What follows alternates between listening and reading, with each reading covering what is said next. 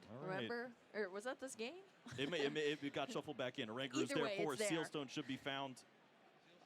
For Here we go. Sealstone For a being Sealstone. activated, we're seeing it here. That Cramorant free Oh, attack. this is just going to be a Klawf play. Same thing. It's Sorry, I mean, yeah. pick your poison. Same effect here. The Klawf is coming back out with those big, meaty claws, Kyle. And it's going to take the knockout here. Secure. Hey guys, what's going on? Dr. Chosen, back from LA Regionals.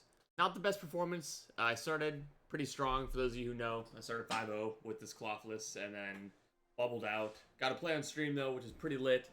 But I just wanted to talk a few minutes today about the deck list, talk about the LA Regionals experience, since it is my first Regionals I've ever been to since I was like 12. And overall, just talk about my thoughts about the tournament and stuff like that. So without further ado, let's go ahead and just hop straight into it. This Klawf list is, I had 0 games on the deck physically. Like, of course I played some live games, but I had 0 like physical games with the deck before I went into the tournament. And somehow I just didn't perform bad even despite that. Like, my first 5 games of the day, I think I was playing absolutely out of my mind. I was coming up with like combinations that I hadn't even known were possible before I even played the deck. Like, I didn't realize you could one-shot Zard, like Charizard EX with this list. If they go down to one prize card, basically, you go Cramorant, Crisis Punch, Sneasler Poison, plus Cobalion with the Justified Law ability, which does 30 more Dark types, and then you do 340 damage to Charizard EX. And I actually won a round by doing that.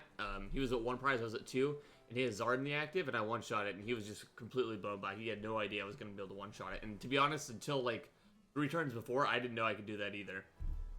So this deck is a lot of fun though. It is also a lot of brain power, so if you're gonna bring it, just be aware of that, okay? There are so many decisions to make.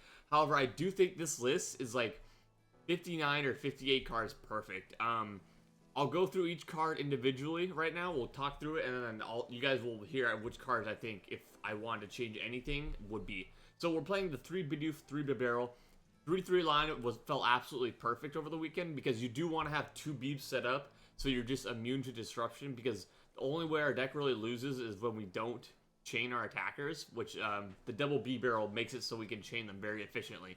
And sometimes we do need to Lost Zone one, Bibarel or Bidoof, and it just is nice to make sure we can get the other 2 set up perfectly. We are playing 3 Klawf instead of 4. I honestly kind of missed the 4. You could go back to it, but if you're managing your resources properly and spacing them between Cramorants, you can totally get away with playing 3. I didn't miss the 4th that much, but there were some games where I'm like, wow, if I had a 4th Klawf here, it'd make it a little bit easier. I wouldn't have to super odd, but honestly, 3 Klawf is perfectly fine.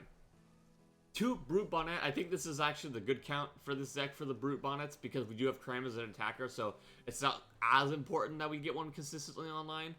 But 3 wouldn't be completely unreasonable, but I personally am going to stick to the 2 and keep playing that.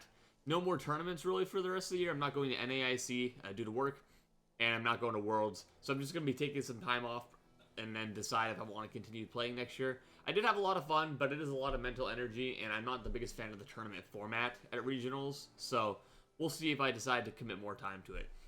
2 Cramorant. Cram is sick in this deck, obviously. Just being able to turn 1, spit with a deck like this. Sometimes with Sneasler Poison, you can knock out the 140 HP Pokemon like Moon. Crydon, like all those big, fat, juicy 1 prizers, you know what I'm talking about. Oranguru. For those who don't know what the card is, I'll read it to you. The ability is back order. Once during your turn, if this is in the active, you can search your deck for 2 tool cards and put them in your hand.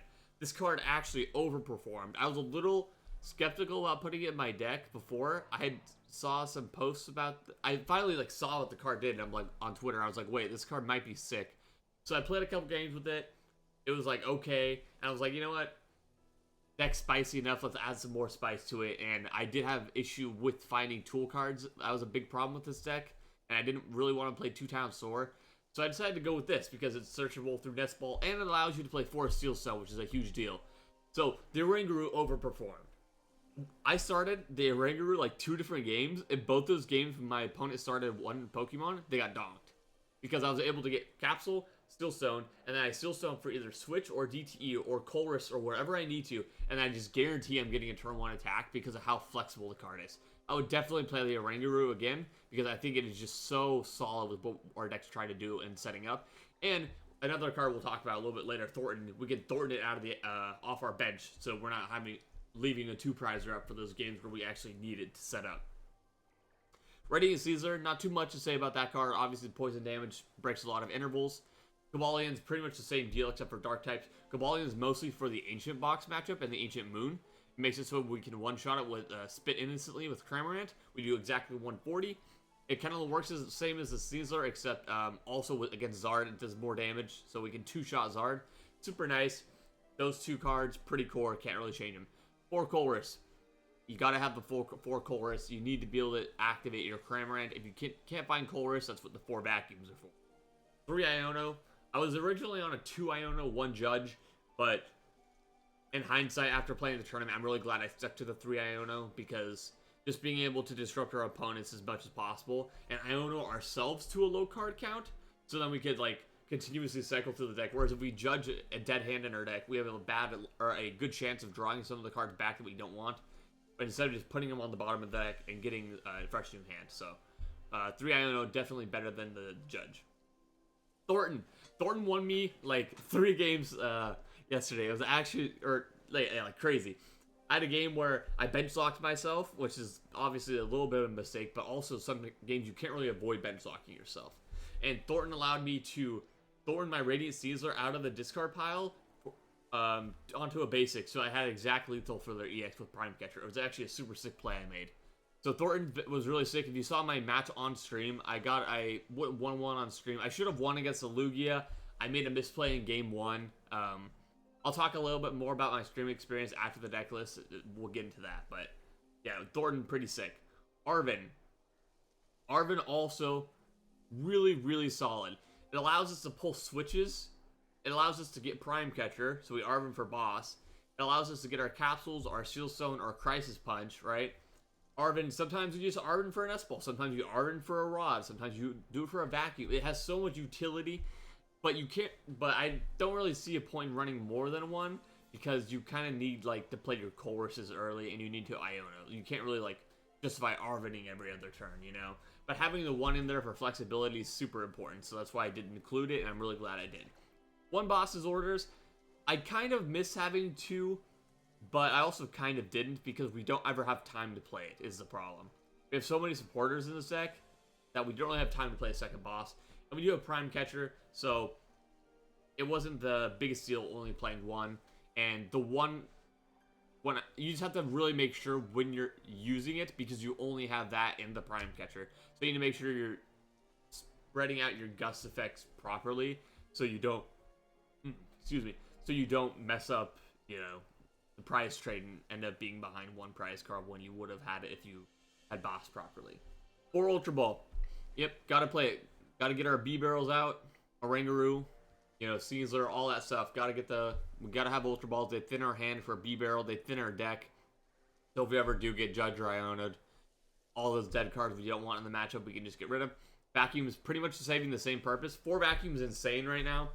So many decks are playing tool cards, and then you have like the Ancient Box matchup where they're all playing all the capsules, and you just vacuum away all their capsules. Also, the vacuum accelerates our own Lost Box or Lost Zone, which is like the bigger reason why we play 4. We can attach a Seal Stone to like an Oranguru, use the Seal Stone, then we can vacuum it off, then Colress, and then we have our Cramorant active without any company in the deck. It's super efficient. And then we can also just vacuum a capsule away because we do play 4, so it's not the biggest deal if we end up losing 1 early. 4 Nest Ball, not too much to say there. Every Pokemon in our deck, rather, is a basic except for Bibarel, so 4 Nest Ball is just super core. 3 Switch, I think this is a perfect amount of Switch in the deck because the Prime Catcher also works this way. If we didn't have Prime Catcher, we'd have to play 4 Switch. But because we do have it, we can afford to play 3 Switch, and Switch is just super important when we have like Brute Bonnet, which has 3 Retreat, Oranguru has 2, Cobalion has 2, Bibarel has 2, Klawf has 3, like, we need the switches in the deck, and I'm really glad we played 3. Super Odd. 2 Super Odds, super important. Super Odd is super important, you know? Basically, you need to cycle your crams. You need to cycle in some matchups. Like I only hit control one time the whole day too. By the way, it was round 1. I hit control in 1. The super rod you need for cram. You need to be able to cycle the crams. Some games you need to pull back Sneasler, or you discard Oranguru later or early in the game. You pull it back so you can use Steel Stone to finish the game. Same with Cobalion Klawf. 2 rod is perfect amount. Don't need 3. I was trying 1 for a while, but I'm really glad I ended up with 2 because sometimes you need to lost zone 1 early, and just making sure you have the other one is really important. 2 Pokégear, perfect amount of Pokégear. I was on 3 for a while. I like the 2. 2 makes it so. Honestly, I whiffed Pokégear this tournament like 7 or 8 different times, and we played like 10 supporters. It was kind of disturbing, like how often I missed Pokégear.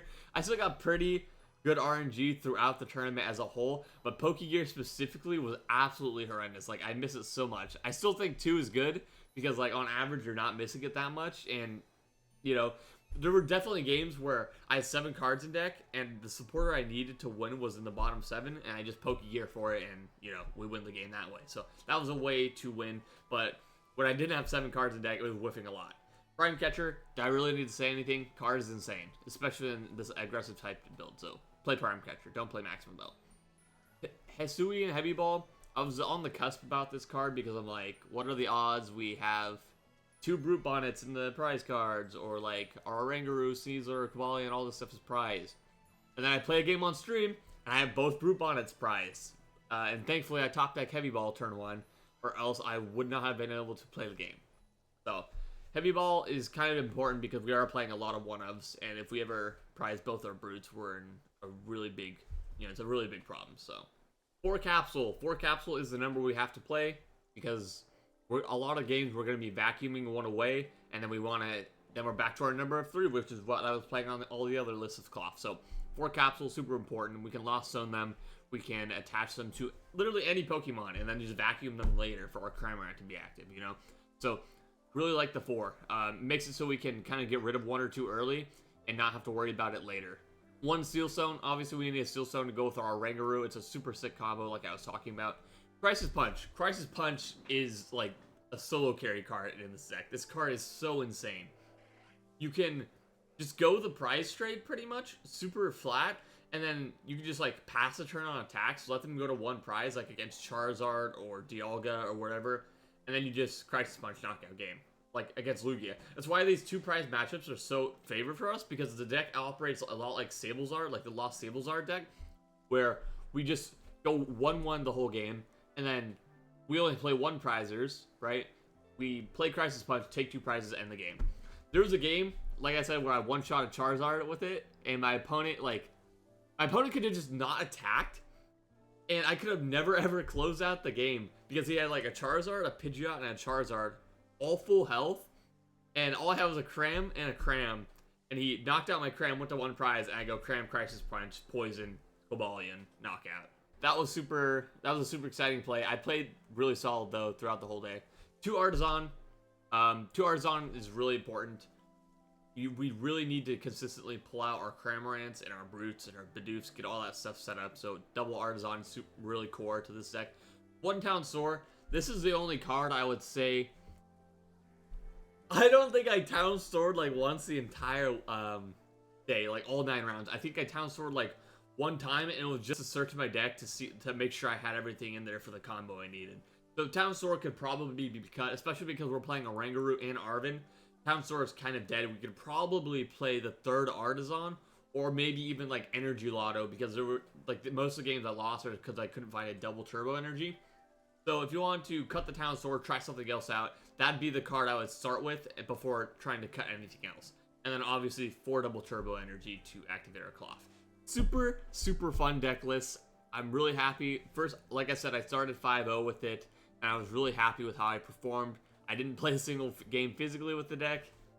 Didn't prep as much as I probably should have, which is fine. I really wasn't sure how much I wanted to prep for this event because I was a little demotivated, wasn't really inspired to play. Really happy though that I performed and decided to show up and do it anyways. I'm going to talk through each round right now really quickly, actually. Okay, so let's talk through the rounds really quickly. I'm not going to spend too much time on it because don't want to make this video 40 hours long. But so round 1 was Control, Snorlax. It's a pretty matchup. You just play Sneasler, play for time, save your switches, save your prime catchers. It was an easy one game 1, and then game 2 was a tie. They obviously can't ever win from that spot. They don't have enough time in 50-minute rounds, right? Which is another issue. The 50-minute rounds, 55-minute rounds are really scuffed, and basically, like, for a lot of these decks right now that take a lot of decision making, a lot of cards being played, you get like 1.5 games. It's sometimes 2, and so if you win game 1, you're just super incentivized to slow play, even if it's not obvious. Like, you can't really, like, it's a really hard thing to spot when people are slow playing unless they do it like blatantly, and it's not really fun to. Like, I'm not saying any of my opponents were in general. I'm just saying as a general aspect, it's definitely a problem that happens. Some people were saying it was happening against me in round 6. I don't know exactly. But again, round 2, Ancient Moon. It was just a good matchup. I think I made one mistake where I could have aggressively taken a knockout on turn 1 going second, but I felt like if I just set up and played slowly and make sure I changed attackers, I would have won the matchup anyways, because I don't think he could have won, because I had a Brute Bonnet in the active with a Capsule, and I know he probably can't one-shot it on turn 2. It'd probably be like 130, 140 damage max, and he can't really gust around it. So I was like, okay, it'll take a hit, and then we'll still be even in the price. So that's what I ended up doing. It was another clean win there against Ancient Moon. Round 3 was against Charizard. Pretty standard, just trade, Crisis Punch, nothing, too special there. Round 4 was against Turbo Lost Zone. I was a little nervous because this matchup's really not great for us. I think it's one of the next only really bad matchups because they just lock a Brute in the active. They Sableye, Greninja, Twin Shuttles all around it, right? But basically, I won game 1 through donking. It was pretty late. Game 2, I lost because he locked a Brute in the active and I couldn't find any of my switches, and I blew Prime Catcher early. Not blew, I think that was correct. I knocked out his Greninja early to stop his draw engine, and then I just never found a switch beyond that point. And then we got deck checked, and I asked the guy if he wanted to ID because it's a bad matchup for me, and I don't know, I kind of wanted to go get food and stuff like that, and he said no. And I was like, okay, that's fine, and I won game 3, so bet he regrets not IDing. It's all good. And then, so that's why I was in their Turbo Lost Box. Game 3, I basically like Thornton to Sneasler out for lethal. I talked about that. Round 5 is the round where I one-shot the Charizard, and the guy was not expecting. The guy was like talking. He's like, wow, I never thought I'd play Klawf round 5. Like, how did this deck get here? And he lost, and then he was like, wow, I didn't think I'd actually lose this matchup. But hey, Klawf's too good, Round 6 was the stream game. You guys can check it out. It's on the Pokemon stream. It's round 6. I threw game 1. I lost zone to Switch that I needed to get a turn 1 attack against Lugia. And then as a result, he was able to go Chinchino Evolve Double Turbo Attack Pass. When, if I had knocked out the rat, turn 1, his turn 2 would have been Lugia to the active, attach Double Turbo Pass, and the game just is over. It's like straight up just over from that point. It's not even close. The game, he can never come back from that point. And then game 2, I won with the Thornton play. If you guys want to see that, I Thorntoned a Klawf out of the active and switching it with my Cram. It was a spicy play. I completely tunnel visioned. I realized I could have just Sealstone for Crisis Punch and won the game that way, but I went for the Thornton play. It was a little bit spicier, and it also concealed the Crisis Punch, so I actually think it's correct to do. So, yeah, the Lugia matchup is actually really good too.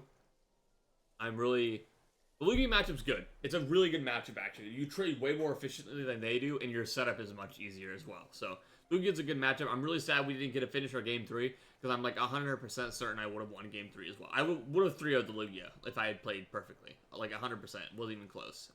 Didn't matter that the guy... Like, his decisions don't really matter as much in that matchup as mine do. Like, I'm the aggressor, and I'm the one who, like, he has to react to everything I do, and if I don't miss, he can't really, like, play the game. That was actually round 7. Round 6 was Zard Control. I threw game 1 against this deck because I had no idea what I was playing against. I thought it was Snorlax at first, so I completely set up differently. Realized it was Charizard. Realized that it was Control Charizard. I had no idea how to play the matchup, so I ended up losing game 1. And then game 2, my opponent kind of slow played a little bit. I don't know if it was intentional or not.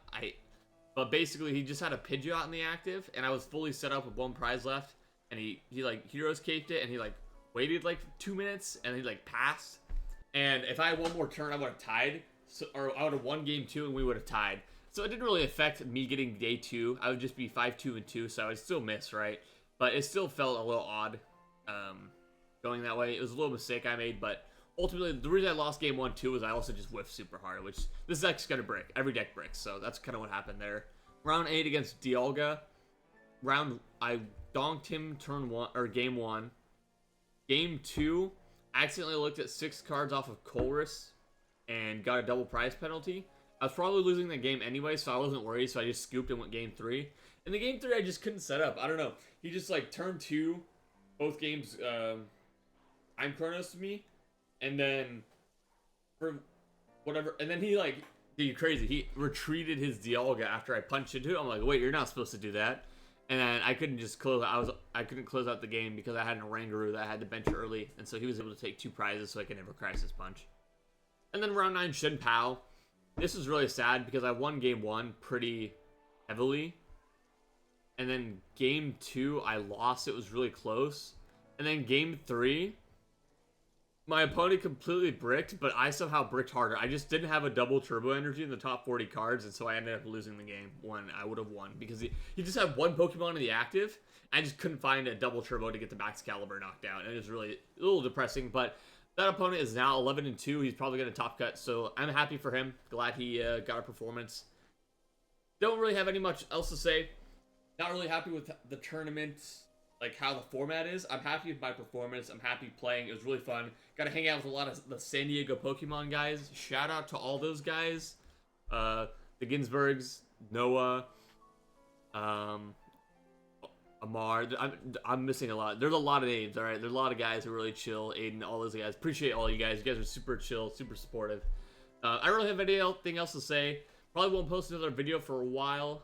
Maybe I'll do a video show you guys like actually playing some of this deck on live. That'd be kind of fun. I'm working my new job. I work graveyard now, so my schedule's really griefed and I don't really know when I have time to do things. So I'm gonna try to get this video out early this week, maybe Monday or Tuesday. And anyways, for those of you who watched the whole video, thank you guys so much for supporting me this year playing Pokemon. I'm really happy I got to play, meet new people. It was really fun, really good experience. And I will see you guys sometime with some more Klawf content in the future. Stay safe. I love you all. Peace out.